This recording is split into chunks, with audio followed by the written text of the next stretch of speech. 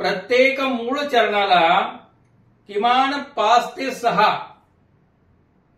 कमीत कमी 4 तरी पूरक अभंग चरण आपल्याला प्रमाण म्हणून सांगता आले पाहिजेत.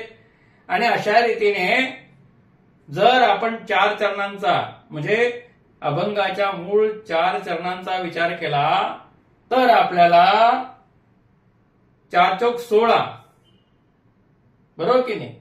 तर 16 पूरक अभंग चरण प्रमाण म्हणून सांगता आले पाहिजे आणि त्यासाठी तेवढे अभंग चरण आपल्याला चांगल्या तऱ्हेने पाठ असले पाहिजे. आता आपण जे पूरक अभंग चरण सांगणार आहोत त्याचा भावार्थ सुद्धा आपल्याला पाठ असला पाहिजे. नाही तर आपण सांगणार काय, आपल्याला एका चरणावर भाष्य करताना म्हणजे मुख्य मूळ अभंगाच्या चरणावर भाष्य करताना किमान 2 तरी ओव्या, मग त्या श्री ज्ञानेश्वरीतल्या असोत, श्री एकनाथी भागवतातल्या असोत की अन्य ग्रंथातल्या असोत, 2 ओव्या प्रत्येक चरणाला प्रमाण म्हणून सांगता आल्या पाहिजे. 4 चरणांचा विचार केला तर किमान 8 ओव्या अर्थासहित आपल्याला पाठ असल्या पाहिजे.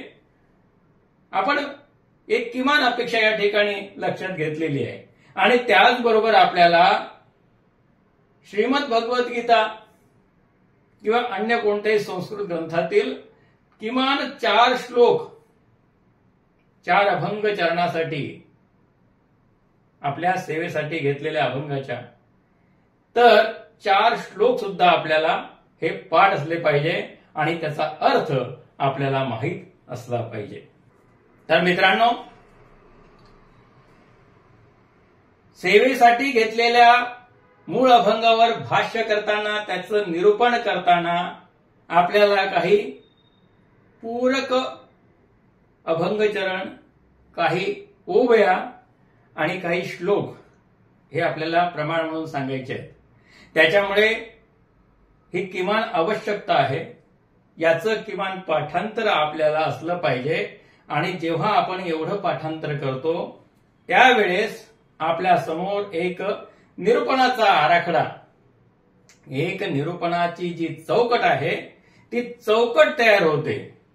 त्यामुळे मी आपल्याला विनंती करेन की कीर्तनाला उभं राहण्याच्या पूर्वी एवढं किमान पाठांतर तरी आपल्याला असलं पाहिजे.